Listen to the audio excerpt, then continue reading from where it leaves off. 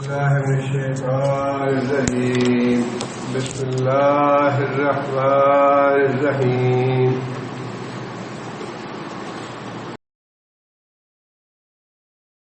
وَإِنْ جَنَحُوا لِلسَّلْمِ، اور اگر وہ جھک جائے صلح کے لیے، آمادہ ہو جائے صلح کے لیے، فَجْنَحْ، تو بھی جھک جا، لہا صلح کے لیے، بتوکل علی اللہ، اور اللہ پہ توکل کر، انہ هو السمیع العلیم، بے شک وہ سننے اور جاننے والا ہے. مطلب یہ ہے کہ فریقین میں جنگ ہو رہی ہے اور جو مشرک اور کافر ہیں ان کی قوت ٹوٹ گئی، یا وہ اس بات پہ آمادہ ہیں کہ مسلمانوں کے راستے میں رکاوٹ نہیں ڈالیں گے، دین کی تبلیغ کی راہ میں کوئی مسئلے کھڑے نہیں کریں گے، اور وہ اس بات پہ آمادہ ہے صلح کے لیے، یا وہ جزیہ دینے پہ آمادہ ہے. ان صورتوں میں سے جس صورت کے تحت بھی وہ صلح کرنے پہ آمادہ ہو جائیں تو پھر جنگ سے ہاتھ روک لو، اس لیے کہ اسلام کا مقصد خون ریزی نہیں ہے، بندوں کو قتل کرنا نہیں ہے، بلکہ اسلام تو امن اور سلامتی چاہتا ہے. لیکن جو چیز مطلوب ہے اسلام کو وہ یہ ہے کہ اسلام کی اشاعت میں اور اسلام کی دعوت میں کافر جو ہے وہ روڑا نہ اٹکائیں، اس کے راستے کی رکاوٹ نہ بنے. جب یہ فتنہ ختم ہو جائے، رکاوٹ بننے والا یا راستہ روکنے والا، تو پھر اللہ فرماتے ہیں کہ تم بھی صلح کر لو اور خون ریزی سے ہاتھ روک. آگے یہ بات ارشاد فرمائی کہ اگر صلح کے دوران آپ کو اس بات کا خدشہ ہو کہ یہ لوگ دھوکہ دینے والے ہیں، تب بھی اللہ نے یہ حکم دیا ہے کہ تب بھی اللہ پہ توکل کرتے ہوئے صلح ضرور کرو. اس سے آپ اندازہ لگائیے کہ اسلام جو ہے وہ کس حد تک امن اور سلامتی رکھنے کے لیے جاتا ہے. اگر کوئی قوم سے تجربہ ہے یا کسی قوم کا پتہ ہے کہ یہ دھوکہ دینے والی ہے یا پہلے دھوکہ دیا ہے یا خدشہ ہے کہ یہ دھوکہ دے دیں گے، تب بھی اللہ فرماتے ہیں کہ اگر وہ صلح کا نام لیں، صلح کرنا چاہیں تو صلح سے انکار نہ کرو. اس سے آپ اندازہ لگائیے کہ خود اسلام جو ہے کس حد تک ایک ایک جان کی حفاظت کرتا ہے. اسلام قتل و غارت اور خون ریزی قتل نہیں چاہتا. اور خاص طور پہ یہ معاملہ ہے کھلی جنگ کے دوران، جہاں پہ قتل عام ہوتا ہے، دشمن بھی قتل کرتا ہے اور مسلمان بھی قتل کرتے ہیں، اجازت ہے کھلی جنگ میں. لیکن جہاں پہ معاملہ ایسا ہو کہ جو لوگ جنگ میں شامل نہیں ہیں ان کو قتل کیا جائے، یا کوئی ایسے معاملات کیے جائیں کہ بے معصوم اور بے گناہ لوگ مارے جائیں، یہ تو اسلام کو کسی قیمت پہ گوارا ہی نہیں. بے گناہ لوگ مارے جائیں.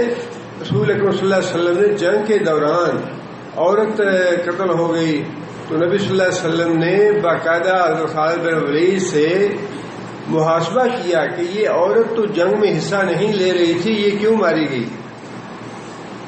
حالانکہ لشکر جا رہا تھا یا باقاعدہ کھلی جنگ ہو رہی تھی. کھلی جنگ کے دوران بھی فرمایا کہ جو بچے یا بوڑھے یا عورت جو جنگ میں حصہ نہیں لے رہے انہیں قتل نہ کیا جائے، ان سے درگزر کیا جائے. اس لیے کوئی بھی ایسی کارروائی مسلمان کو زیب نہیں دیتی، اور بہت بڑا گناہ ہے، ممنوع ہے، حرام ہے کوئی ایسی کارروائی جس میں بے گناہ اور معصوم لوگ مارے جائیں. جو جنگجو ہیں، جنگ کرنے والے ہیں، ان کا معاملہ اور ہے، لیکن جو شاہی لوگ ہیں، بے گناہ لوگ ہیں، معصوم لوگ ہیں، جنگ میں حصہ دار نہیں ہیں، ان کی جانیں لینا یہ تو بہت بڑا گناہ ہے. اس لیے یہاں اللہ تعالیٰ نے یہ فرمایا کہ وَإِن يُرِيدُوا أَن يَخْدَعُوكَ، اور اگر وہ چاہیں کہ تجھ کو دھوکہ دیں، یعنی کافر اور مشرک، فَإِنَّ حَسْبَكَ اللَّهُ، تو اس معاملے میں توکل اللہ پہ کرو، اللہ تمہیں کافی ہو جائے گا. جس طرح بنو قریظہ نے غزوہ احزاب کے موقع پہ دھوکہ دیا مسلمانوں کو، معاہدہ تھا مسلمانوں کے ساتھ، لیکن ایک جنگ کے دوران انہوں نے دھوکہ دیا، معاہدہ توڑ دیا. لیکن اللہ تعالیٰ نے غیب سے مدد فرمائی مسلمانوں کی. ایک سردار جو تھا وہ مسلمان ہو کے آ گیا اور خود اس نے پیشکش کی کہ یا رسول اللہ میری قوم کو میرے مسلمان ہونے کا پتہ نہیں ہے ابھی، آپ میرے لائق پہ خدمت ہو تو بتائیں۔ نبی صلی اللہ علیہ وسلم نے فرمایا کہ قریش میں اور بنو قریظہ میں پھوٹ ڈلوا دو کسی صورت، اور انہوں نے جو ترکیب اختیار کی اس کے نتیجے میں الحمدللہ وہ دونوں گروہ جو تھے بنو قریظہ کا بھی اور قریش کا بھی بد دل ہو گیا، مایوس ہو گیا، حوصلے ٹوٹ گیا ان کے، اور اللہ تعالیٰ نے بھی آندھی کا بھیج کے مسلمانوں کی نصرت کی اور کفار کا لشکر جو تھا وہ ناکام اور نامراد ہو کے واپس چلا گیا۔ یہاں بھی اللہ یہ بات ارشاد فرما رہے ہیں کہ اگر دھوکے کی تمہیں خدشہ ہے دوسری قوم سے کہ وعدہ کرنے کے باوجود یہ دھوکہ دیں گے، تو اللہ فرماتے ہیں کہ تم پھر بھی اللہ پہ توکل کرو اور اللہ تمہاری مدد کرے گا اس معاملے میں۔ هو الذی ایدک بنصرہ وبالمؤمنین، وہ اللہ ہی ہے ایدہ کا جس نے تیری تائید فرمائی، جس نے تیری مدد فرمائی، بنصرہ اپنی نصرت سے، وبالمؤمنین اور مومنوں کی تائید سے، مومنوں کے ذریعے اور خود اپنے ذریعے اللہ تعالیٰ اس سے پہلے بھی تمہاری مدد فرما چکا ہے، لہذا آئندہ بھی اللہ تعالیٰ تمہاری مدد فرمائے گا۔ اگر کوئی صلح کرنا چاہتا ہے، غیر مسلم اور کافر اور مشرک صلح کرنا چاہتے ہیں تو صلح سے انکار نہ کرو۔ آگے پھر اللہ تعالیٰ نے چونکہ جنگ کے معاملات ہیں اور جنگ کے معاملات میں خاص طور پہ، ویسے تو عام حالات میں بھی مسلمانوں میں اتحاد اور اتفاق اور محبت جو ہے وہ مطلوب ہے، لیکن جنگ کے موقع پہ اگر کسی لشکر میں پھوٹ پڑ جائے، اس کا اتحاد پارا پارا ہو جائے، اس کا اتفاق جو ہے وہ انتشار میں بدل جائے، تو اس کی شکست یقینی ہے۔ اس لیے اللہ تعالیٰ نے خاص طور پہ اس بات کا ذکر فرمایا کہ مسلمانوں کے لشکر کو اکٹھا رکھنا، مسلمانوں کا ایک دوسرے کے لیے آپس میں ایک متحد ہو جانا اور ایک دوسرے سے الفت اختیار کرنا، یہ خاص اللہ کا احسان ہے مسلمانوں کو۔ اللہ فرماتے ہیں وَأَلَّفَ بَيْنَ قُلُوبِهِمْ، اللہ تعالیٰ نے ان کے درمیان الفت ڈال دی۔ لَوْ أَنفَقْتَ مَا فِي الْأَرْضِ جَمِيعًا، لو انفقتا، اگر تو خرچ کرتا، تو سے مراد کون ہے؟ تو سے مراد نبی صلی اللہ علیہ وسلم ہے۔ ایک ایک آیت میں بہت بہت باتیں اللہ نے واضح کر دی ہیں۔ اللہ اس نے الفت پیدا کی، کس نے الفت پیدا کی؟ اللہ نے۔ یہاں فاعل جو ہے وہ اللہ ہے، اللہ یہ احسان جتلانا چاہتے ہیں کہ دلوں میں الفت پیدا کرنے والا میں ہوں۔ الف بین قلوبہم، اللہ نے الفت پیدا کی مسلمانوں کے دلوں میں۔ لو انفقتا، اے محمد صلی اللہ علیہ وسلم اگر تو خرچ کر دیتا، ما فی الارض جمیعا، زمین کی ساری دولت، اگر تو زمین کی ساری دولت بھی خرچ کر دیتا، ان میں بانٹ دیتا، اس کو پلاٹ دے دو، اس کو مکان دے دو، اس کو یہ الاٹ کر دو، اس کو بینک بیلنس دے دو، اس کو یہ دے دو، اللہ فرماتے ہیں لو انفقتا ما فی الارض جمیعا ما الفت بین قلوبہم، ما الفتا، تو پیدا نہیں کر سکتا تھا الفت بین قلوبہم، ان کے دلوں میں۔ یہ بہت بڑا احسان اللہ نے جتلایا کہ مسلمانوں کے درمیان جو اتحاد اور اتفاق ہے، پیار اور محبت ہے، یہ اللہ کا دیا ہوا ہے، اللہ نے پیدا کیا ہے یہ۔ اور نبی صلی اللہ علیہ وسلم دیکھیں نا، ہمارے بعض ساتھی ناراض ہوتے ہیں، ہمارا ایک بھائی ہے درس کا بیچارہ، بڑا پرانا ساتھی ہے اور اسے بڑا شکوہ ہے جی، ہمارے والد صاحب نے درس سنا، اقبال صاحب نے کہا کہ اتھارٹی اللہ ہے، محمد صلی اللہ علیہ وسلم اتھارٹی نہیں ہے، تو وہ درس میں نہیں آتا جنہوں نے محمد صلی اللہ علیہ وسلم کی توہین کی۔ عجیب بات یہ ہے کہ اللہ کی توہین کرے تو خوش ہوتے ہیں، اللہ کی توہین ہو تو پھر پرواہ نہیں ہے، جبکہ اللہ تعالیٰ کے مقابلے میں خود نبی صلی اللہ علیہ وسلم کا جو ہے وہ نبی صلی اللہ علیہ وسلم، اللہ کی دی ہوئی رسالت ہے نبی صلی اللہ علیہ وسلم کے پاس، اللہ کی دی ہوئی، اور خود نبی صلی اللہ علیہ وسلم نے فرمایا کہ اللہ کا احسان ہے کہ اللہ نے مجھے چن لیا۔ اللہ محسن ہے، احسان کرنے والے اللہ ہے، اور نبی صلی اللہ علیہ وسلم تو احسان کیے گئے ہیں. اور یہاں تو اللہ تعالیٰ نے واضح طور پہ بتا دیا کہ اتھارٹی میں ہوں، اور محمد صلی اللہ علیہ وسلم کو وضاحت کے ساتھ یہ بات کہی کہ تم اگر ساری زمین کا خزانہ بھی خرچ کر لیتے.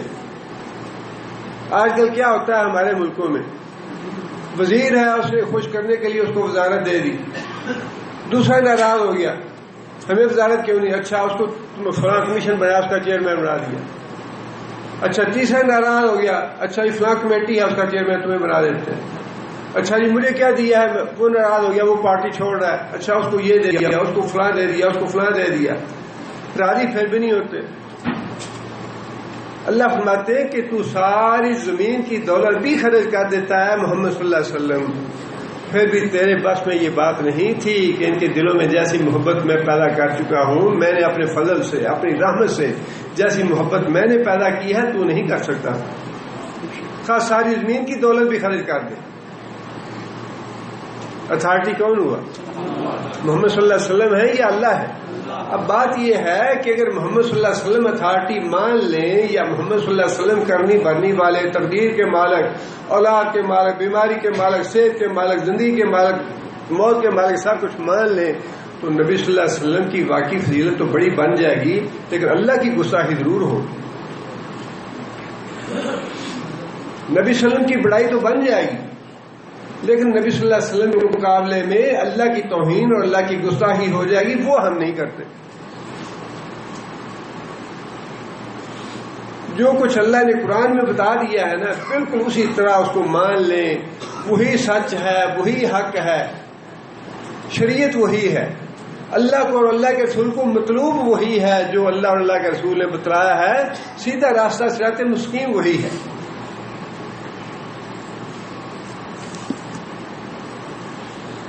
اور پھر وہ بات معمولی نہیں ہے جس کا اللہ تعالیٰ نے احسان جتلایا ہے. نبی صلی اللہ علیہ وسلم کی بعثت مبارک سے پہلے یہ بات درست ہے کہ ذریعہ نبی صلی اللہ علیہ وسلم ہی بنے ہیں، یہ فضیلت ہے نبی صلی اللہ علیہ وسلم کی. ذریعہ اللہ نے نبی صلی اللہ علیہ وسلم کو بنایا ہے، لیکن دل جو ہے وہ اللہ کی دو انگلیوں کے درمیان ہے. اگر دل جو ہے وہ نبی صلی اللہ علیہ وسلم کی انگلیوں کے ہاتھوں میں ہوتے تو ابو طالب کافر ہو کے نہ مرتے، جس کے لیے تمنا تھی کہ کاش میرے کان میں ہی کلمہ پڑھ لے. نبی صلی اللہ علیہ وسلم کی بعثت مبارک سے پہلے یہی لوگ تھے جو انتقام در انتقام لڑائیاں لڑنے کے لیے کئی سال بسر کر دیتے تھے. بنو ثغلب اور بنو بکر دو قبیلے تھے، اور لڑائی صرف اس وجہ سے ہوئی کہ ایک قبیلہ جو تھا اس کے آدمی کی اونٹنی جو تھی دوسرے قبیلے کے آدمی کے ریوڑ میں چلی گئی، جو اسے خاص اپنے اونٹوں کے لیے بنا رکھا تھا اس میں چلی گئی. جس آدمی کا ریوڑ تھا اس نے اس اونٹنی کو نکالنے کے لیے اس کو تیر مارا. اونٹنی کا جو مالک تھا اس نے تیر مارنے والے کو تیر مار دیا، جان چلی گئی. اونٹنی تو نکل گئی ہوگی ریوڑ سے، لیکن جو اس ریوڑ کا مالک تھا اس کو مار دیا اس نے. اب ایک آدمی کے مرنے سے، ایک اونٹنی کو تیر مارنے کی وجہ سے آدمی کی موت واقع ہوئی. اس آدمی کی موت واقع ہونے سے انتقام در انتقام کا سلسلہ اتنا طویل چلا 40 سال تک وہ لڑائی چلتی رہی ایک اونٹنی کو تیر مارنے کی وجہ سے. مولانا الطاف حسین حالی نے بڑے اچھے پیرائے میں اس کا ذکر کیا ہے. بنو بکر اور تغلب کی باہم لڑائی صدی جس میں آدھی انہوں نے گنوائی، آدھی صدی تک لڑائی ہوتی رہی ان کی آپس میں. اور پھر اسی طرح دو قبیلے تھے، ان کے درمیان گھوڑوں کی دوڑ ہوئی. ایک قبیلے نے ایک آدمی سے کہا کہ میں بھی اپنا گھوڑا دوڑا رہا ہوں، اگر دوسرے آدمی کا گھوڑا آگے نکلنے لگے تو تم راستے میں کھڑے ہو جانا، اس کو خوفزدہ کر دینا تاکہ وہ پیچھے ہو جائے، میرا گھوڑا آگے ہو جائے. ایسے ہی کیا، جو گھوڑا آگے نکل رہا تھا اس کو خوفزدہ کر کے پیچھے کر دیا، دوسرا گھوڑا آگے نکل گیا، لڑائی شروع ہو گئی، اور یہ بھی لڑائی انتقام در انتقام لڑائیوں کی طرح کئی سالوں تک چلتی رہی۔ اوس اور خزرج جو تھے چچا دار بھائی تھے دونوں، اوس بھی اور خزرج بھی۔ جنگ بواس جو ہے وہ بڑی مشہور ہے، نبی صلی اللہ علیہ وسلم کی بعثت مبارک سے پہلے طویل مدت تک دونوں میں لڑائی ہوتی رہی۔ کہیں پانی پینے پلانے پہ جھگڑا، کہیں گھوڑا آگے بڑھانے پہ جھگڑا، چھوٹی چھوٹی باتوں پہ جو لڑائی کے اسباب ہوتے ہی نہیں ہیں، بلا وجہ لڑائیاں ہوتی تھیں۔ اب اللہ تعالیٰ نے اسی بات کی طرف اشارہ فرمایا ہے یہاں پہ کہ انتقام در انتقام لینے والے لوگ، بلا وجہ قتل کر دینے والے، خون ریزی کرنے والے، اور خون ریزی اور قتل و غارت کو معمولی بات سمجھنے والے اللہ تعالیٰ نے ایسے بنا دیے کہ ان کے درمیان، ان کے دلوں کے درمیان الفت اللہ تعالیٰ نے ایسی پیدا فرما دی۔ حضرت حذیفہ بن یمان کے والد دونوں یہ جنگی احد میں شریک تھے۔ جب بھگدڑ مچی مسلمانوں میں تو مسلمانوں نے حضرت حذیفہ کے والد یمان پہ حملہ کر دیا غلطی سے، پتہ نہیں چلا کہ یہ مسلمان ہے یا کافر ہے۔ حضرت حذیفہ رضی اللہ تعالیٰ چیختے رہے کہ مسلمانوں یہ میرا باپ ہے، مسلمانوں یہ میرا باپ ہے۔ کسی نے نہیں سنی جنگ کے موقع پہ، اور قتل کر دیا حضرت ابو حذیفہ کے والد کو۔ حضرت ابو حذیفہ نے دیکھا اپنے سامنے اپنے باپ کو قتل ہوتے ہوئے، کس طرح شہید کیا ہے، لیکن وہیں کھڑے کھڑے فرما دیا مسلمانوں اللہ تمہیں معاف کرے، تو نے میرے باپ کو شہید کر دیا، کھڑے کھڑے فرما دیا۔ اتنی اللہ تعالیٰ نے دلوں میں باہمی محبت پیدا کر دی، باہمی اتفاق پیدا کر دیا، باہمی اتحاد پیدا کر دیا۔ حضرت بلال رضی اللہ تعالیٰ عنہ، حضرت صہیب رضی اللہ تعالیٰ عنہ، اور حضرت خباب بن ارت رضی اللہ تعالیٰ عنہ، اور دوسرے صحابہ کرام بیٹھے ہوئے تھے۔ ابو سفیان ابھی مسلمان نہیں ہوئے تھے، ابو سفیان آئے، یہ بیچارے ستائے ہوئے تھے مسلمان کافروں کے۔ تو حضرت بلال نے یا انہی میں سے کسی نے یہ کہا کہ اللہ کے اس دشمن تک ابھی تلوار اسلام کی نہیں پہنچی، یعنی یہ بچا ہوا ہے ہماری تلوار سے، یہ اللہ کا دشمن ہے، اس کو قتل کرنا چاہیے۔ حضرت ابوبکر صدیق رضی اللہ تعالیٰ عنہ نرم دل آدمی تھے، انہوں نے یہ بات کہی کہ جانے دو، ممکن ہے کسی وقت یہ مسلمان ہو جائے، ممکن ہے اللہ اسلام نصیب کر دے۔ جب حضرت ابوبکر صدیق رضی اللہ تعالیٰ نبی صلی اللہ علیہ وسلم کے سامنے گیا اور نبی صلی اللہ علیہ وسلم کے سامنے اس بات کا تذکرہ ہوا، تو نبی صلی اللہ علیہ وسلم نے فرمایا کہ تم نے صہیب کو اور بلال کو اور حضرت خباب کو، یہ بیچارے بڑے ستائے ہوئے اور بڑے دکھ اور بڑے عذاب جھیلے ہوئے تھے انہوں نے کافروں کے ہاتھوں سے، اور ابو سفیان بھی ابھی کافر ہی تھا۔ نبی صلی اللہ علیہ وسلم نے فرمایا کہ ابو بکر تم نے بلال اور صہیب اور خباب جو ہے ان کو ناراض کر دیا ہے، جس نے ان کو ناراض کیا اس نے اللہ کو ناراض کیا۔ حضرت ابوبکر صدیق رضی اللہ تعالیٰ اسی وقت الٹے قدموں واپس آئے۔ حضرت ابوبکر، حضرت بلال بھی بیٹھے ہوئے تھے، حضرت صہیب بیٹھے ہوئے تھے، خباب سارے حضرات بیٹھے ہوئے تھے۔ حضرت ابوبکر صدیق رضی اللہ تعالیٰ عنہ نے آ کے معافی مانگی ان سے کہ بھائیوں مجھ سے غلطی ہو گئی ہے، مجھے معاف کر دیں۔ اور حضرت بلال اور صہیب جو تھے انہوں نے بھی آگے سے یہی بات کہی کہ ایسی تو بھائی کوئی بات نہیں ہے، اللہ تمہیں معاف کرے۔ ایسی اللہ تعالیٰ نے محبت، اور جب یہ مکی لوگ مدینہ جاتے تھے ہجرت کر کے تو ایسا نظام نبی صلی اللہ علیہ وسلم نے مواخات کا، بھائی چارے کا ایسا نظام پیدا کیا، اللہ نے محبت ایسی ڈال دی کہ جو بھی آدمی مکہ سے جاتا تھا ہجرت کر کے، مدنی لوگ یا انصار لوگ جو تھے وہ باقاعدہ پورا ڈالتے تھے کہ کون آدمی اس کو اپنے ساتھ گھر لے کے جائے گا۔ ہر آدمی اس بات کا خواہش مند ہوتا کہ جو ہجرت کر کے آیا ہے میں اس کو اپنے گھر لے کے جاؤں، میں اس کی خدمت کروں، میں اس کی مدد کروں۔ اور صحابہ نے کہا بھی یا رسول اللہ ہماری زمینیں ہیں، ہمارے باغات ہیں، کھیتی باڑی ہے، کام ہم کریں گے لیکن آدھا حصہ ہم ان کو دیں گے۔ تو نبی صلی اللہ علیہ وسلم نے فرمایا کہ نہیں، ایسے نہیں، بلکہ کام یہ بھی تمہارے ساتھ کریں گے، کام کرنے کے بعد آدھا حصہ تم انہیں دے دو، آدھا حصہ اپنے پاس رکھو۔ یہ اتفاق اور اتحاد جو ہے اور آپس میں پیار اور محبت، یہ تو خاص اسلام کی نعمت ہے. ایسے نہیں ہے کہ ان میں کوئی غلطی نہیں تھی یا ان میں آپس میں رنجش نہیں ہوتی تھی. رنجش بھی ہوتی تھی، غلطیاں بھی ہوتی تھیں، کوتاہیاں بھی ہوتی تھیں، لیکن اسلام نے اس طرح ان کو باندھ رکھا تھا کہ بھائی اللہ اللہ کا رسول ناراض نہ ہو جائے. اللہ اللہ کے رسول کا حکم یہ ہے کسی سے 3 دن سے زیادہ بات چیت جو ہے وہ ختم نہیں کرنی، قرابت داری کا حق ادا کرنا ہے، صلہ رحمی کرنی ہے، رشتہ داری ہے، بھائی چارہ ہے. وہ جو چیزیں اللہ اور اللہ کے رسول نے بتائی ہوئی تھیں وہ اس طرح دل میں بیٹھی ہوئی تھیں کہ ایک دوسرے کے ساتھ پیار محبت کا رشتہ جو تھا وہ الحمدللہ سارے صحابہ کرام کے درمیان پورے عرصے کے دوران قائم رہا جب تک صحابہ یاد رہے. لڑائیاں وغیرہ بھی ہوئی آپس میں، اختلافات بھی ہوئے، لیکن ان لڑائیوں میں بھی معاملہ ایسا تھا کہ ایک دوسرے کی خیر اور بھلائی مطلوب تھی، ایک دوسرے کی خیر اور بھلائی مطلوب تھی. نفرت نہیں تھی، کسی پہ فتویٰ نہیں تھا کفر کا. صرف یہ بات تھی کہ حکومت حضرت علی رضی اللہ تعالیٰ عنہ کی بن گئی ہے، اب جو لوگ حکومت کو نہیں مان رہے وہ صرف باغی ہے. قرآن بھی ایک ہے، پیغمبر بھی ایک ہے، قبلہ ایک ہے، ہم وہ بھی مسلمان ہیں، یہ بھی مسلمان ہیں.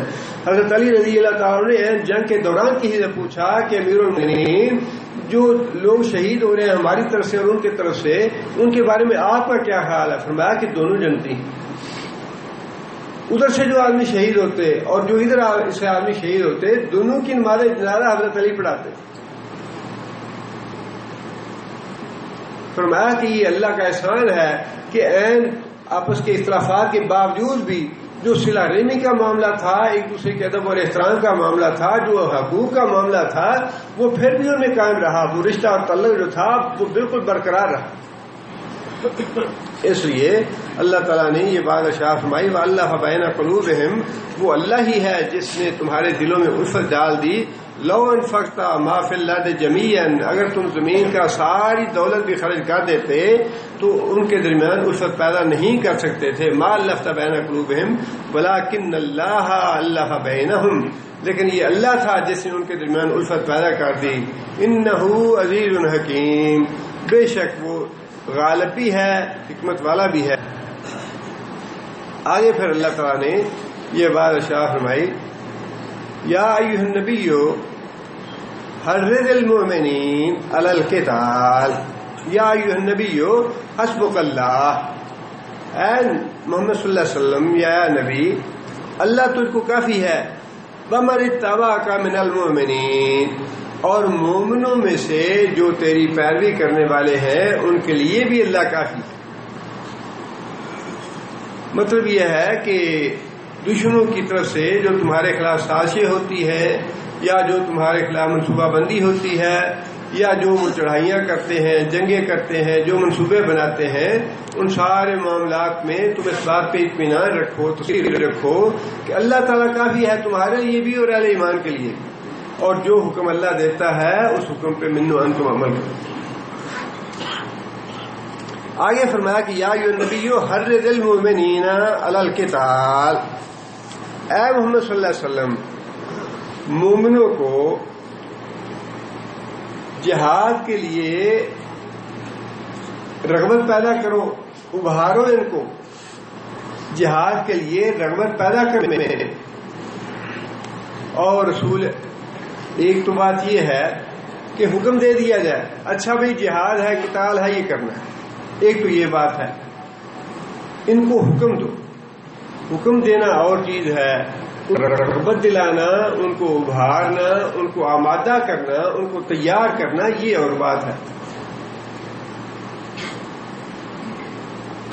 کسی کام کے لیے تیار کرنا، آمادہ کرنا، اس کے لیے بار بار بار بار کہنی پڑتی ہے بات، اس کے فضائل اور اس کے فوائد بتانے پڑتے ہیں. اور یہ ایک انسان کی فطرت ہے کہ اچھی سی بات آپ ایک دفعہ کہہ دیں، اس کے بعد کہنا چھوڑ دیں تو وہ عمل کرنا چھوڑ دے گا. لیکن آپ اچھی بات کہہ دیں، اس کے بعد اس کو یاد دہانی کراتے رہیں، تذکیر کراتے رہیں کہ کام کرنا ہے، یہ اچھا کام ہے، اس کا یہ فائدہ ہے، اس کا یہ فائدہ ہے، تذکیر کا معاملہ اور ہے، تذکیر کا اصل مطلوب تذکیر ہے، بار بار کہنا جو ہے یہ مطلوب ہے۔ بنی اسرائیل کے ایک واقعہ ہے کفل نامی آدمی کا، اس نے گناہ کیا اور اللہ تعالیٰ نے اس کو توفیق دی، اس نے توبہ استغفار کی اللہ کے حضور، اللہ تعالیٰ نے اس کا گناہ معاف کر دیا۔ لیکن وہ راوی جو ہے صحابی، وہ یہ واقعہ بیان کرتے ہیں تو کہتے ہیں کہ میں نے یہ واقعہ نبی صلی اللہ علیہ وسلم سے کئی بار سنا ہے، یہ واقعہ میں نے نبی صلی اللہ علیہ وسلم سے کئی بار سنا ہے، جس کا مطلب یہ ہے کہ نیکی کی بات بار بار بار بار بتلانا چاہیے، یہ نہیں کہنا چاہیے میں نے تو کئی بار کہا ہے مانتا نہیں کیا کروں۔ اپنی اولاد ہے، اپنے بیوی بچے ہیں، انسان کہتا ہے جی بڑا سر کھپایا ہے، مندے نہیں۔ یہ مطلوب یہ ہے کہ بار بار کہا جائے، اس کو ادا کیا جائے، تذکیر کی جائے، بار بار کہنا۔ یہ تو ایک زندگی بھر کا ایسا فریضہ ہے کہ انسان کو موت آنے تک یہ فریضہ جو ہے یہ ختم نہیں ہوتا۔ اولاد بالغ ہو گئی، اپنے نکاح ہو گیا، بیوی بچوں والے ہو گئے، اس کے باوجود بھی یہ فریضہ جو ہے سر سے ختم نہیں ہوتا۔ اپنے اولاد ہے، بیٹے ہیں، پوتے ہیں، دوتے ہیں، ان کے آگے پڑپوتے ہو گیا، آگے ہو گیا، بچے ہو گئے، اس کے باوجود سب کو جو ہے کہنا، بار بار تذکیر دلانا یہ بہت ضروری ہے۔ اور اسی وجہ سے ہر آدمی کو یہ چاہیے کہ کسی نہ کسی ایسے حلقے سے اٹیچمنٹ رکھے، اپنے ایسے حلقے میں جاتا رہے جہاں پہ تذکیر کا کوئی نہ کوئی اہتمام ہوتا، دین کی باتیں ہوتی ہوں، اللہ کے رسول کی باتیں ہوتی ہوں۔ آدمی چھوڑ دے گا تو صلی اللہ علیہ وسلم نے وہی بات ارشاد فرمائی، اکیلا آدمی جو ہوتا ہے اس کو بھیڑیا، اکیلی بکری کو بھیڑیا آسانی سے اٹھا کے لے جاتا ہے، لیکن جو بکری اپنے ریوڑ میں موجود ہوتی ہے اس پہ بھیڑیے کو حملہ کرتے ہوئے تھوڑا تکلف ہوتا ہے، تھوڑا وہ خوفزدہ ہوتا ہے پورے ریوڑ پہ حملہ کرنے سے، لیکن جو بکری اکیلی ہوتی ہے اس کو فوراً اٹھا کے لے جاتا ہے۔ اس لیے یہ زندگی جو ہے نا، یہ زندگی ایسے نہیں ہے کہ انسان تنہائی کی زندگی علیحدہ زندگی، اچھا جی میں نماز پڑھ لیتا ہوں، قرآن پڑھ لیتا ہوں، نہیں، اس کے ساتھ مطلوب یہ ہے کہ ایسا حلقہ ہو، ایسی صحبت ہو، ایسا سٹنگ ہو جہاں پہ بار بار تذکیر ہوتی رہے، ایمان ہوتا رہے، ایمان کی بات ہو، اللہ کے رسول کی بات ہو، قرآن کی بات ہو، حدیث کی بات ہو۔ اچھا جی پچھلے درس میں یہ سنا تھا، اب یہ سنا ہے، پھر یہ سنی ہے بات، پھر یہ سنی ہے بات، بار بار بار بار ہوتی رہے تو یہ قائم تبھی رہتا ہے۔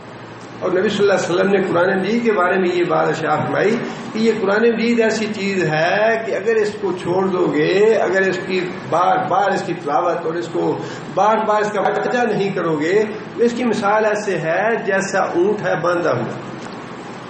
اونٹ جو ہے وہ اپنی رسی توڑا کے بھاگنا چاہتا ہے، یہ رسی توڑا کے بھاگ جائے گا، اس کی حفاظت کرنی پڑے گی، بار بار سنو اس کو، بار بار پڑھو اس کو۔ اور یہ جو حرز کا معنی ہے، یہ حرز کا مفہوم ہے، وہ یہی ہے کہ بار بار ترغیب دلاؤ ان کو، ابھارو، بار بار کہو انہیں۔ اور نبی صلی اللہ علیہ وسلم نے بار بار ارشاد بھی فرمایا اور پھر اس طرح سے اس کے فوائد بتائے، اس طرح اس کے فضائل بتائے کہ صحابہ کرام کو تو ساری زندگی جہاد سے فرصت ہی نہیں، ایسے جہاد کے لیے انہوں نے اپنی زندگیاں کھپا دی، گھر بار کا ہوش ہی نہیں ہے۔ جب یہ دیکھتے ہیں نبی صلی اللہ علیہ وسلم کی یادیں میں بھی ایسا ہی ہوا کہ یہ غزوہ ہے، وہ غزوہ ہے، ہر مہینے کوئی نہ کوئی جو ہے لشکر نکلا ہوا ہے۔ اور پھر نبی صلی اللہ علیہ وسلم کی وفات کے بعد تو ایسے لگتا ہے کہ صحابہ کرام کا اس کے علاوہ کوئی کام نہیں تھا کہ مشرق میں ہے لشکر گیا ہوا، فلاں شام میں گیا ہوا ہے، کبھی ایران میں گیا ہوا ہے، کبھی فلسطین میں گیا ہوا ہے، کبھی کہیں ہے، کبھی کہیں ہے۔ صحابہ کرام کو اپنے گھر بار کا پتہ ہی نہیں ہے۔ اور پھر نبی صلی اللہ علیہ وسلم نے یہاں تک اس کی رغبت دلائی، فرمایا کہ لوددت ان اقتل فی سبیل اللہ، میں خود یہ چاہتا ہوں کہ اللہ کی راہ میں جہاد کرتے ہوئے قتل ہو جاؤں، ثم احیا ثم اقتل، اللہ مجھے دوبارہ زندگی دے پھر میں اس کی راہ میں شہید ہو جاؤں، ثم احیا ثم اقتل، پھر اللہ مجھے دوبارہ زندگی دے پھر میں اللہ کی راہ میں شہید ہو جاؤں۔ فرمایا کہ جہاد کی راہ میں جس جسم پہ گرد و غبار پڑے گا وہ جسم جہنم میں نہیں جائے گا، کہ اونٹنی کا دودھ دونے کے وقت تک اونٹنی کا دودھ دونے میں 10 منٹ لگیں گے، 15 منٹ لگیں گے، آدھ گھنٹہ لگے گا. فرمایا کہ اونٹنی کا دودھ دونے کے وقت تک جو آدمی جہاد میں حصہ لے گا اللہ اس پہ جنت واجب کر دے گا. اور یہ بڑی عجیب حدیث ہے کہ لیلۃ القدر میں حجر اسود کے قریب ساری رات قیام کرنے سے گھڑی بھر کا جہاد افضل ہے. گھڑی بھر کا جہاد جو ہے حجر اسود کے پاس لیلۃ القدر ساری رات قیام کرنا، اس سے گھڑی بھر کا جہاد افضل ہے. اس لیے کہ جہاد جو ہے وہ اسلامی ریاست کے امن کا، اس میں بچے ہیں، بوڑھے ہیں، عورتیں ہیں، مریض ہیں، ساری اس کی اہل ایمان ہیں، مومن ہیں، ان کا تحفظ کرنا، ان کی حفاظت کرنا، یہ جہاد سے ہی ممکن ہے. اور آج دیکھیں جن ملکوں میں بیچارے لوگوں کا امن جو ہے وہ تباہ ہے، گھر محفوظ نہیں ہے، بچے قربان ہو رہے ہیں، بوڑھوں پہ حملے ہو رہے ہیں، عورتیں مر رہی ہیں، کیا حال ہے ان کا. اور جہاد جو ہے یہ ضامن ہے بات کا کہ اسلامی ریاست کے اندر رہنے والے لوگ جو ہیں، عورتیں ہیں، بچے ہیں، بوڑھے ہیں، جوان ہیں، جتنی بھی مخلوق ہے وہاں پہ، جتنی بھی آبادی ہے، وہ ساری کی ساری محفوظ اور مامون ہے. اس لیے فرمایا کہ اے نبی صلی اللہ علیہ وسلم، مومنوں کو قتال کے لیے، جہاد کے لیے ابھارو. ان یکم 20 صابرون یغلبوا 200. اگر مومنوں میں سے 20 آدمی ہوں، صابرون ثابت قدم رہنے والے، صبر کا معنی ہے جم جانا، ڈٹ جانا، ثابت قدم رہنا. اگر مسلمانوں کے 20 آدمی ہوں ڈٹ جانے والے، پکے ایمان کے، یغلبوا 200، وہ 200 پہ غالب آ جائیں گے. اللہ تعالیٰ نے نسبت تناسب خود بنا کے دے دی ہے، یہ ہونا چاہیے تمہارا معاملہ. اور آگے وجہ بھی بتائی کہ یہ ایسا کیوں ہوگا، اس کی بہت وجہ ہے. عین ممکن ہے کہ 200 آدمی کافروں کا جسمانی طور پہ زیادہ دلیر ہو، زیادہ قوت والا ہو، عین ممکن ہے. لیکن اس کے باوجود اللہ تعالیٰ نے وہ چیز نہیں دیکھی، قوت والی، طاقت والی، جسم والی، وہ چیز نہیں دیکھی. آگے اللہ نے جو سبب بتایا ہے وہ آگے آ رہا ہے کہ میں نے یہ نسبت تناسب تمہاری کیوں بنائی ہے کہ تمہارے 20 آدمیوں کو 200 پہ غالب آئی. وَإِن يَكُن مِّنكُم 100، اور اگر تمہارے مسلمانوں کے 100 آدمی ہوں، یغلبوا 1000 من الذین کفروا، یغلبوا وہ غالب آئیں گے 1000 من الذین کفروا، 1000 کافروں میں سے. مطلب یہ کہ 1 اور 10 کی نسبت ہے پہلی بات میں بھی اور دوسری بات میں بھی. اگر 100 ہوگا تو 1000 پہ یہاں بھی فرمایا کہ 1 اور 10 کی نسبت ہونی چاہیے. کافر 10 ہوں، مسلمان 1 ہو تو مسلمان کو بھاری ہونا چاہیے. ایک مسلمان کو 10 کافر بھاری ہونا چاہیے. بِأَنَّهُمْ قَوْمٌ لَا يَفْقَهُونَ. وجہ کیا ہے؟ اللہ فرماتے ہیں اس کی وجہ یہ ہے کہ ان لوگوں کو سمجھ نہیں ہے کس بات کی، مسلمانوں کو کس بات کی سمجھ ہے، کافروں کو کس بات کی سمجھ نہیں. یہ فرق کیا اللہ نے. یہ جو نسبت اللہ نے بتائی نا کہ تمہارا 1 آدمی ان کے 10 آدمیوں پہ بھاری ہونا چاہیے، اس کی وجہ یہ ہے کہ کافر وہ سمجھتے نہیں ہیں، مسلمان جو ہے وہ سمجھتے ہیں. کیا نہیں سمجھتے، کیا سمجھتے ہیں؟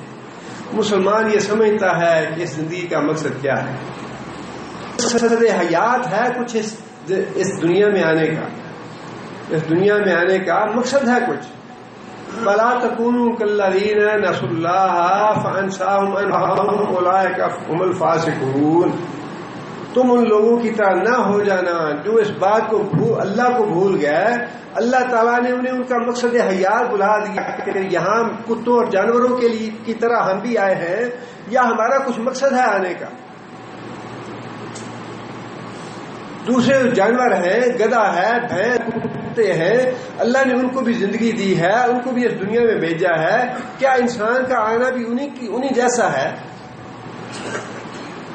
اللہ فرماتے ہیں کہ ان کو میں نے شعور دیا ہے کہ تم اس دنیا میں کیوں آئے ہو. اللہ نے امتحان لینے کے لیے پیدا کیا ہے. لِيَبْلُوَكُمْ أَحْسَنُ عَمَلًا خَلَقَ الْمَوْتَ وَالْحَيَاةَ لِيَبْلُوَكُمْ أَيُّكُمْ أَحْسَنُ عَمَلًا. یہ زندگی اور موت ہم نے تمہیں اس لیے دی ہے تاکہ ہم تمہیں آزمائیں کہ تم میں سے کون اچھے عمل کرتا ہے اور کون برے عمل کرتا ہے. یہ امتحان گاہ ہے. مومن کو اس بات کا شعور ہے کہ یہ دنیا جو ہے یہ امتحان گاہ ہے. ہمارا امتحان، اللہ نے ہمارا امتحان لینے کے لیے بھیجا ہے. کون ہے جو اللہ پہ ایمان لاتا ہے، اللہ کے رسول پہ ایمان لاتا ہے، اللہ کے رسول کی فرما برداری اختیار کرتا ہے؟ مومن کو شعور ہے یہ. لیکن کافر جو ہیں ان کو یہ شعور نہیں ہے. لا یفقہون، وہ یہ نہیں سمجھتے. اور یہی بات اس سے پہلے اللہ تعالیٰ بتا چکے ہیں، بَلَقَدْ جَهَنَّمَ كَثِيرًا مِنَ الْجِنِّ وَالْإِنسِ. ہم نے بہت سے جن اور انسان پیدا ہی جہنم کے لیے کیے ہیں. لَهُمْ قُلُوبٌ لَا يَفْقَهُونَ بِهَا، دل ہیں ان کے پاس لیکن وہ سمجھتے نہیں، اپنے دلوں سے سمجھ کا کام نہیں لیتے. وَلَهُمْ أَعْيُنٌ لَا يُبْصِرُونَ بِهَا، آنکھیں ہیں ان کی آنکھوں سے دیکھتے نہیں ہیں. وَلَهُمْ آذَانٌ لَا يَسْمَعُونَ بِهَا، کان ہیں ان کے پاس لیکن ان کانوں سے سنتے نہیں ہیں. أُولَٰئِكَ كَالْأَنْعَامِ بَلْ هُمْ أَضَلُّ، یہ لوگ جانور ہیں بلکہ جانوروں سے بھی بدتر لوگ ہیں، جنہیں اپنی زندگی کا شعور نہیں ہے، جنہیں یہ علم نہیں کہ زندگی کا مقصد کیا ہے، اللہ نے ہمیں کیوں بھیجا ہے. حضرت خالد بن ولید عہد صدیقی میں حضرت بکر صدیق رضی اللہ تعالیٰ نے اپنے عہد خلافت میں حضرت خالد بن ولید کو سپہ سالار بنایا فوجوں کا اور بھیجا ایران کی طرف. حضرت خالد بن ولید نے لکھا انہیں رستم کو، اور خط میں یہ بات لکھی کہ ہم مسلمان ہیں، ہم تمہیں سب سے پہلے اسلام کی دعوت دیتے ہیں. اگر تم اسلام کی دعوت نہیں قبول کرتے تو پھر تم جزیہ قبول کرو، اور اگر جزیہ دینا قبول نہیں کرتے تو پھر یہ بات یاد رکھو، جس طرح بہاری فوجیں شراب سے محبت کرتی ہیں ہم اسی طرح موت سے محبت کرتے ہیں. ہم مرنا جانتے ہیں اس لیے کہ ہمیں یہ پتا ہے. یہ بالکل بات وہی ہے جب جنگ احد ختم ہو گئی تو ابو سفیان کہنے لگا کہ کوئی بات نہیں، یہ بدر کا بدلہ ہو گیا.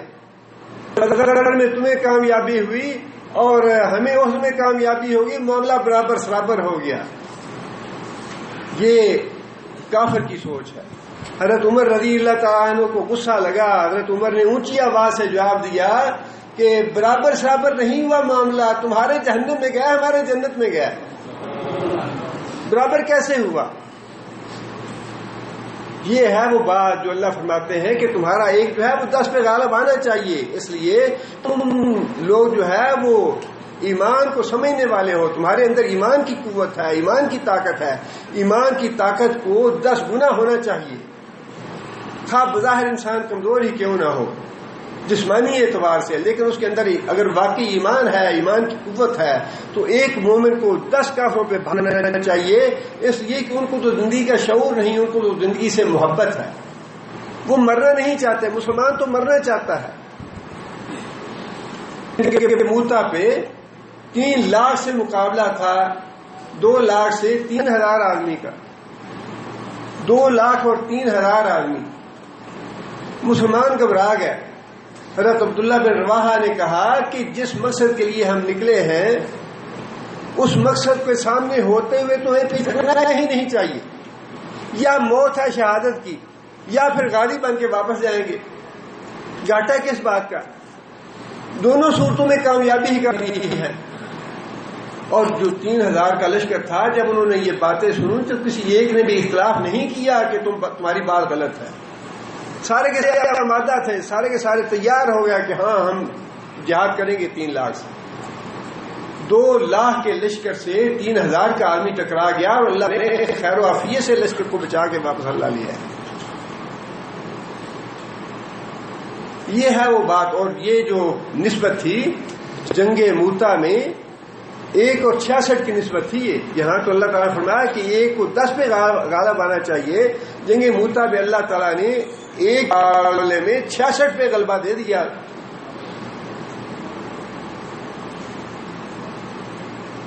اور اس کا سبب بھی ساتھ اللہ نے بتا دیا کہ کافر جو ہیں وہ اس لیے مغلوب ہوں گے، اس لیے مومنوں کو غالب آنا چاہیے کہ مومنوں کے سامنے تو مقصد ہے کہ ہم نے شہید ہو، شہادت چاہیے ہمیں.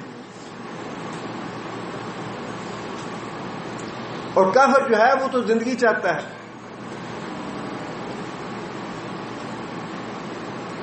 اللہ نے خود فرمایا کہ وَلَا يَتَمَنَّوْنَهُ أَبَدًا بِمَا قَدَّمَتْ أَيْدِيهِمْ، یہ تو موت کی تمنا کر ہی نہیں سکتے. بِمَا قَدَّمَتْ أَيْدِيهِمْ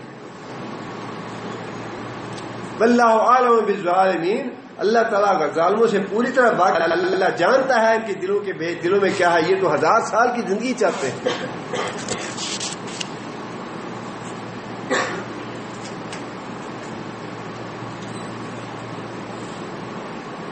آگے پھر اللہ تعالیٰ نے مسلمانوں کے لیے تخفیف بھی فرمائی. ایک تو معیار بتا دیا، افضل ترین معیار جو ہے وہ تو یہ ہے 1 مومن 10 پہ غالب آئے.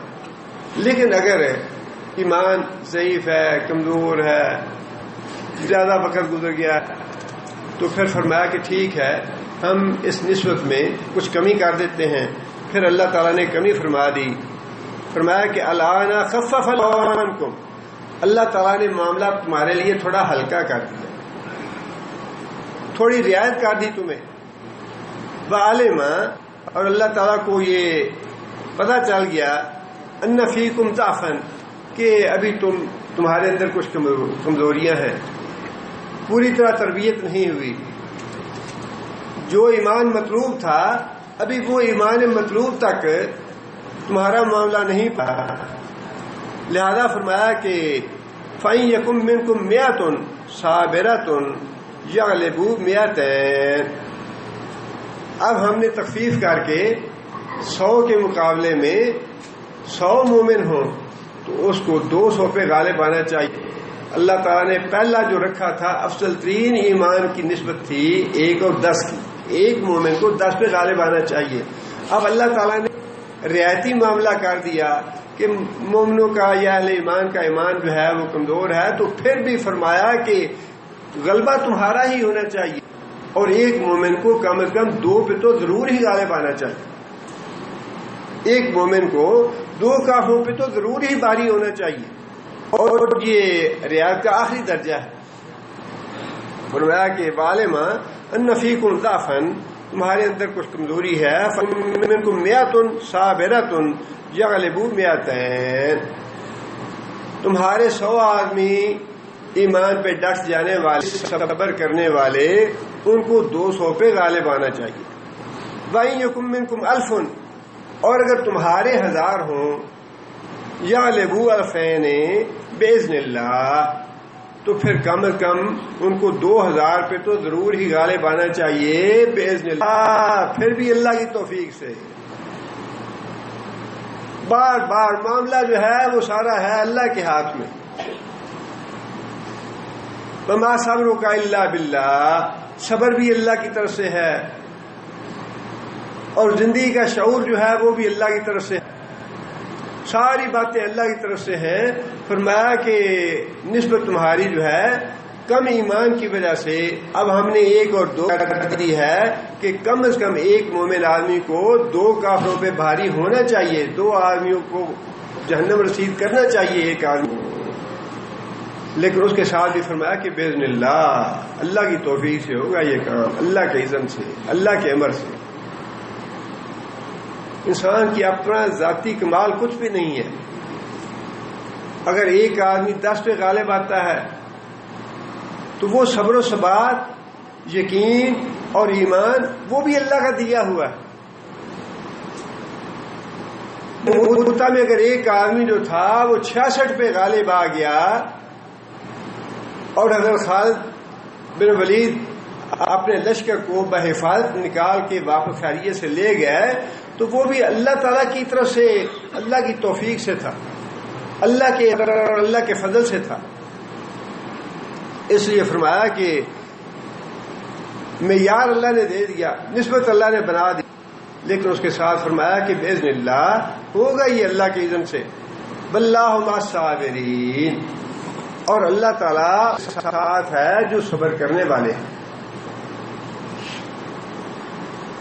صبر کرنے سے مراد یہی ہے جو ثابت قدم رہے، پکا رہے، اپنے ایمان میں پکا، اپنی عبادات میں پکا، حلال و حرام میں پکا، اور پھر جب اللہ کی طرف سے کوئی پریشانی آ جائے، کوئی مصیبت آ جائے، کوئی تکلیف آ جائے، اس میں بھی انسان پکا رہے. جنگ میں اللہ نے فرمایا کہ پکے رہو گے تو غلبہ عطا کروں گا، اور ویسے کوئی تکلیف اور پریشانی آ جائے تو ویسے فرمایا کہ صبر کرو گے تو اجر و ثواب دوں گا بہت زیادہ.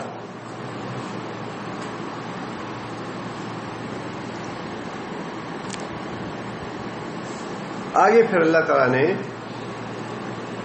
بات فرمائی کہ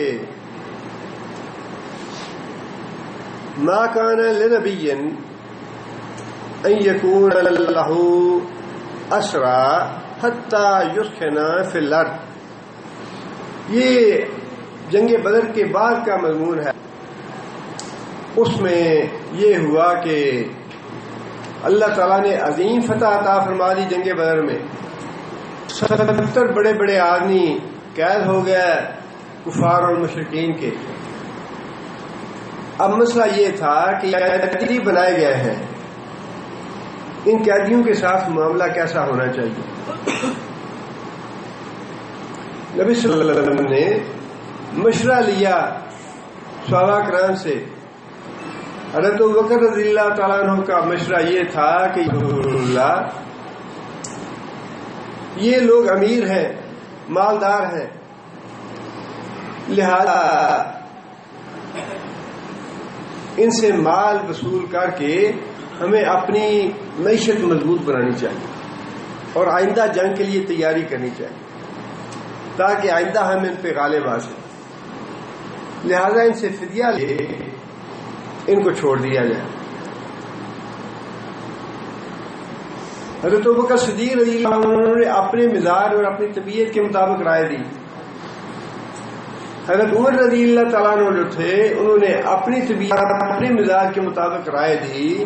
حضرت عمر رضی اللہ تعالیٰ عنہ کہنے لگے کہ یا رسول اللہ یہ تو پہلا مارکا ہے کفر کا، اور اللہ تعالیٰ نے ہمیں ہماری بڑی مدد فرمائی ہے، ہمیں غلبہ عطا فرمایا ہے، ہمیں ان کا دور جو ہے وہ مکمل طور پہ توڑ دینا چاہیے تاکہ آئندہ یہ کبھی جرت نہ کر پائے مدینہ پہ چڑھائی.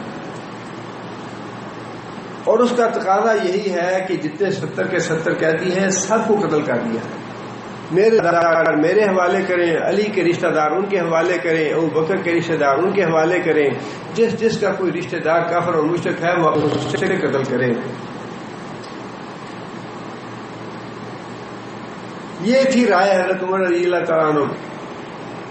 اور حضرت عمر رضی اللہ تعالیٰ عنہ کی رائے میں واقعی وزن تھا کہ اگر ایک دفعہ وہ 70 جو بڑے سردار تھے وہ تو ویسے مقتول ہوئے، اور یہ جو 70 سردار تھے جو قیدی آئے تھے اگر پھر واقعی ان کو قتل کر دیا جاتا تو آئندہ کے لیے قریش مکہ کو یا مکہ کو اور کافروں کو مدینہ کی طرف منہ کرنے کی ضرورت نہ ہو. یہ فی الواقع ایسا ہی معاملہ تھا. لیکن نبی صلی اللہ علیہ وسلم نے بھی اپنے مزاج کی نرمی کی وجہ سے اور امت پہ شفقت کی وجہ سے حضرت ابوبکر صدیق رضی اللہ عنہ کے مشورے کو پسند فرمایا. حضرت ابوبکر صدیق رضی اللہ عنہ کے مشورے کو پسند فرمایا اور ساتھ یہ بھی طے کیا گیا کہ وہ لوگ جو فدیہ ادا نہیں کر سکے وہ ہر قیدی جو ہے ہمارے 10 بچوں کو لکھنا پڑھنا سکھائے گا. یعنی یہ ایک دوسری فائدے والی بات تھی. ایک تو یہ تھا کہ مالدار لوگ ہیں اور ان سے اچھا مال وصول کیا جائے، اپنی معیشت کو مضبوط کیا جائے اور آئندہ جنگ کے لیے اس معیشت کو مضبوط کر کے اچھی تیاری کی جائے. دوسرا فائدہ یہ تھا کہ ہمارے جو پڑھے لکھے بچے نہیں ہیں ان کا ہر آدمی 10 بچوں کو پڑھائے گا، تعلیم و تربیت ہوگی ان کی. دونوں فائدے تھے. تو صلی اللہ علیہ وسلم نے اس رائے کو پسند کرتے ہوئے اس پہ عمل کیا. لیکن آیت میں جو بات اللہ تعالیٰ نے ارشاد فرمائی وہ یہی ہے کہ جو فیصلہ حضرت عمر رضی اللہ تعالیٰ عنہ کا تھا وہی فیصلہ درست تھا. اگر اس پہ عمل کر لیا جاتا تو اس کے فائدے زیادہ تھے. لیکن کیونکہ اللہ تعالیٰ نے مال غنیمت کو اور یہ جو مال لیا فدیے کے طور پہ اس کو حلال کرنا اور اس کو جائز کرنا تمہارے لیے طے کر دیا تھا پہلے سے، لہذا اللہ تعالیٰ تم سے اس کا مواخذہ نہیں کرتے اب. لیکن حدیث میں یہ بات بھی ہے کہ حضرت عمر رضی اللہ تعالیٰ عنہ اگلی صبح جب گئے نبی صلی اللہ علیہ وسلم کے پاس تو حضرت ابوبکر صدیق رضی اللہ تعالیٰ عنہ اور نبی صلی اللہ علیہ وسلم دونوں رو رہے تھے. حضرت عمر رضی اللہ تعالیٰ عنہ نے پوچھا کہ یا رسول اللہ مجھے بھی بتائیے بات ہے تاکہ جس بات پہ آپ رو رہے ہیں میں بھی اس بات پہ رو. نبی صلی اللہ علیہ وسلم نے بتائی کہ اللہ تعالیٰ نے یہ بات ارشاد فرمائی ہے کہ اگر تمہارے لیے یہ بات پہلے سے طے نہ کی جاتی ہوتی تو تمہارے اوپر عذاب آ جاتا.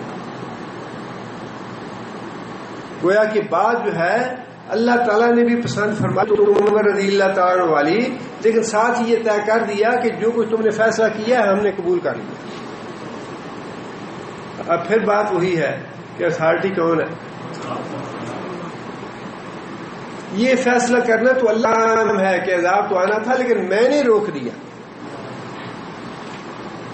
میں نے جائز کر دیا تمہارے لیے لینے اور کھانے جو ہے یہ میں نے جائز کر دیے، اور اگر میں نے یہ جائز نہ کیا ہوتا تو یہ بات تمہارے لیے بن جاتی. یہ بات اللہ تعالیٰ نے اس سورہ میں اس آیت میں ارشاد فرمائی ہے ما لنبی. یہ بات نبی کے لیے جائز نہیں ان یکون لہو اسرا کہ اس کے پاس قیدی آئیں یسخن فی الارض حتیٰ کہ ان کی قوت کو پوری طرح کچل ڈالے،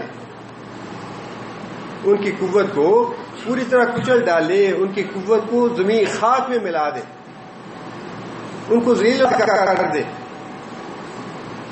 تاکہ آئندہ وہ اسلام کی اشاعت میں اسلام کی دعوت نہ اٹکائیں، اسلام کی اور دین کے پھیلاؤ میں رکاوٹ نہ بنے. اس قدر ان کو کچل دیا جائے، اس قدر ان کی قوت توڑ دی جائے. تريدون عرض الدنیا، تم لوگ چاہتے ہو دنیا کا مال. فدیے میں تم لوگ دنیا کا مال چاہتے ہو. واللہ یرید آخرۃ، اور اللہ تعالیٰ کے پیش نظر جو ہے وہ تمہاری آخرت ہے. آخرت کے غرض سے یہی بات اچھی تھی کہ جو قیدی تم نے پکڑے تھے، جنہیں قیدی بنایا گیا تھا، ان کو بھی قتل کر کے پوری طرح کفر کی اور شرک کی قوت کو توڑ دیا جاتا، کفر اور شرک کی طاقت کو ذلیل و رسوا کیا جاتا، خاک میں ملا دیا جاتا. یہ اللہ چاہتے تھے اور یہ تمہاری آخرت کے لیے بہتر ہوتا، لیکن تم نے دنیا کا مال لینا پسند کیا. حضرت عمر رضی اللہ کو کتنی باتیں ایسی ہیں کہ ان کی خواہش پہ اللہ تعالیٰ نے آیت نازل، حجاب کے احکام، حضرت عمر رضی اللہ تعالیٰ عنہ کی تمنا تھی کہ حجاب میں احکام آنے چاہیے. شراب پہ پابندی کے بارے میں حضرت عمر کی تمنا تھی کہ آنے چاہیے. اسی طرح یہ بھی معاملہ تھا. اور بھی کئی ایسے معاملات ہیں جس میں حضرت عمر رضی اللہ تعالیٰ عنہ کی مطابق اللہ تعالیٰ نے آیتیں نازل فرمائی. واللہ عزیز حکیم، اور اللہ غالب ہے، حکمت والا ہے. لولا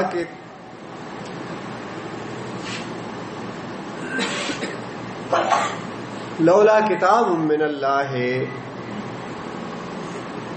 سبق،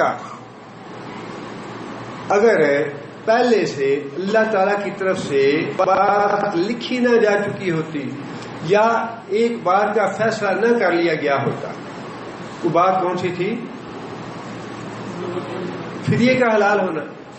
اللہ تعالیٰ نے مال غنیمت کا اور فدیے کا ہونا پہلے سے طے کر لیا تھا، لہذا اللہ تعالیٰ کی طرف سے مواخذہ نہیں ہوا. لیکن اللہ تعالیٰ نے یہ بات جتلا دی. اگر ایسا نہ ہوتا تو کیا ہوتا؟ اگر اللہ تعالیٰ نے پہلے ایسا نہ کر دیا ہوتا کہ جو مال تم لے رہے ہو، اور کے دوران جب کافروں نے بھاگنا شروع کر دیا، اس وقت بھی مسلمانوں نے لوٹنا شروع کیا، مال غنیمت حاصل کرنا شروع کیا، تو خالد رضی اللہ تعالیٰ عنہ سردار تھے اپنے قبیلے کے، انہوں نے ناگواری کا اظہار کیا اور نبی صلی اللہ علیہ وسلم نے پوچھا ان سے کہ ساتھ کیا تمہیں یہ بات اچھی نہیں لگ رہی؟ کہنے لگے یا رسول اللہ، یہ پہلا مارکا تھا کفر اور اسلام کا، تو اس مارکے میں تو میری خواہش یہ تھی کہ پوری طرح کچل دیا جاتا، پوری طرح ان کو کرش کر دیا جاتا تاکہ آئندہ یہ سر نہ اٹھا سکتے. یعنی وہ جو کے پیچھے دوڑنا تھا اور ان کا تعاقب کرنا چھوڑ دیا. بعض مسلمانوں نے تعاقب بھی کی، لیکن بعض لوگ جو تھے وہ مال غنیمت اکٹھا کرنے میں مشغول ہو گئے. اس چیز کو بھی اللہ تعالیٰ نے ناپسند فرمایا، نبی صلی اللہ علیہ وسلم نے بھی اس کو ناپسند فرمایا. لیکن چونکہ موقع یہ پہلا تھا جنگ کا اور اللہ تعالیٰ نے عظیم فتح نواز دیا، لہذا اللہ تعالیٰ نے معاوضہ تو نہیں کیا لیکن بتا دیا کہ یہ جو بات تھی تمہاری یہ اللہ کو ناپسند. لیکن اللہ کیونکہ یہ طے کر چکا تھا کہ مال غنیمت جو ہمارے لیے حلال کر دیا گیا اور جو فدیہ تم لوگے وہی تمہارے لیے حلال کر دیا گیا، یہ بات طے ہو چکی تھی، لہٰذا نے اجازت دے دی اسے استعمال کرنے کی. لیکن اللہ کو بات پسند یہی تھی کہ کافروں کا دور جو ہے وہ پوری طرح توڑا جائے، پوری طرح کچلا جائے. اس لیے فرمایا کہ لولا کتاب من اللہ سبق، اگر پہلے سے یہ بات اللہ تعالیٰ کے ہاں لکھی نہ جا چکی ہوتی، طے نہ ہو چکی ہوتی، لمسکم ما اخذتم عذاب عظیم، لمسکم آ جاتا تمہیں فی اخذتم اس معاملے میں جو تم نے حاصل کیا یا جو تم نے وصول کیا، عذاب عظیم، جو تم نے مال حاصل کیا، خواہ وہ مال غنیمت تھا یا فدیے کا مال تھا، اگر اللہ تعالیٰ کی طرف سے تمہیں یہ پہلے رخصت دینے کی تیار نہ ہو چکی ہوتی، تمہارے لیے جائز یہ قرار نہ دے دیا گیا ہوتا تو تمہارے اوپر عظیم آ جاتا. یہ الفاظ اللہ تعالیٰ نے صحابہ کرام کے لیے بھی اور نبی صلی اللہ علیہ وسلم کے لیے بھی استعمال ہیں. اللہ کو پورا حق ہے، اللہ تعالیٰ نے، اللہ خالق ہے اور صحابہ کرام نبی صلی اللہ علیہ وسلم بھی اللہ کی مخلوق ہے. اس میں کوئی گستاخی والی بات نہیں ہے، یہاں تو کوئی گستاخی والی بات نہیں ہے. خود اللہ کا رسول یہ اگر فرما دے بات، اگر اللہ چاہے تو اپنی ساری مخلوق کو جہنم میں ڈال دے، اللہ سے پھر بھی کوئی پوچھنے والا نہیں ہے.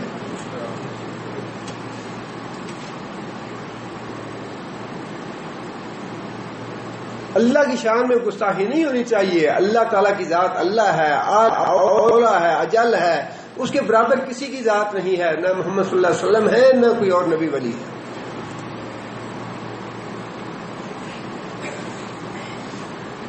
اور بار بار اس طرح کی آیتیں اللہ نے فرمائی ہیں.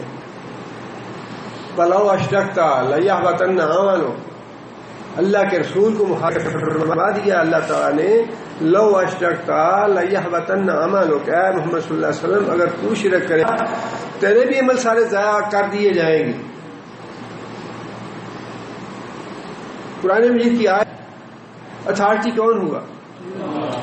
جس نے یہ بات کہی ہے کہ میں تمہارے عمل ضائع کر دوں گا، محمد صلی اللہ علیہ وسلم کو سامنے مخاطب کر کے، لئن اشرکت، اے محمد صلی اللہ علیہ وسلم اگر تو بھی شرک کیا، لیحبطن عملک، تمہارے عمل بھی ضائع کر دیے جائیں گے۔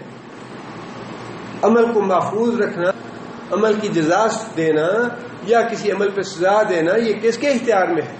اللہ کے اختیار، کسی نبی یا ولی کے اختیار میں نہیں ہے۔ اب اتنی سی بات کہیں تو کیا انہوں نے اولیاء اللہ کی گستاخی کر دی، اور ہماری حکومت تو ماشاءاللہ پاکستان کی حکومت وہ بڑی محب ہے اور بڑی معتقد ہے اولیاء اللہ کی، اولیاء اللہ کی شان میں تو ذرہ برابر گستاخی وہ برداشت نہیں کرتی۔ محمد صلی اللہ علیہ وسلم کی گستاخی ہو جائے اس کی پرواہ نہیں ہے، اولیاء اللہ کی گستاخی نہیں ہونی چاہیے۔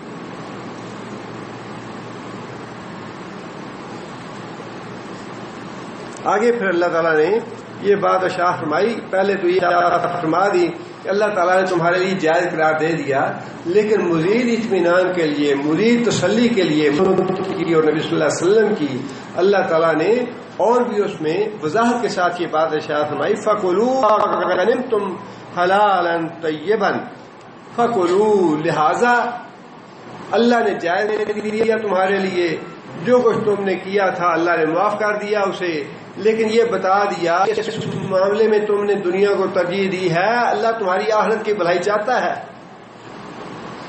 لیکن اللہ نے تمہارے لیے رخصت دے دی، جائز قرار دے دیا اس کو، لہذا کلوا مما غنمتم، غنیمت تم نے حاصل کیا تم کھاؤ اسے، حلالا طیبا، حلال ہے اور پاک ہے، واتقوا اللہ، لیکن آئندہ محتاط رہنا، اللہ تعالیٰ کے معاملے میں آئندہ محتاط رہنا۔ آئندہ کوئی ایسی بات ہے کہ انسان جو ہے یہ ہے تو خطا کا پتلا، تحتون باللیل والنہار، دن رات خطا کار ہے، گناہ کرتا رہتا ہے، لغزیاں ہوتی رہتی ہیں، لیکن اللہ تعالیٰ نے تو وارننگ دینی ہی دینی ہے، آئندہ گناہ نہ کرنا، آئندہ گناہ سے بچے رہنا، آئندہ محتاط رہنا۔ اور یہی چیز ہمیں پیش نظر رکھنی ہے کہ انسان کو ارادہ تو یہی کرنا چاہیے کہ آئندہ میں گناہ کے قریب نہیں جاؤں گا، آئندہ نہیں کروں گا۔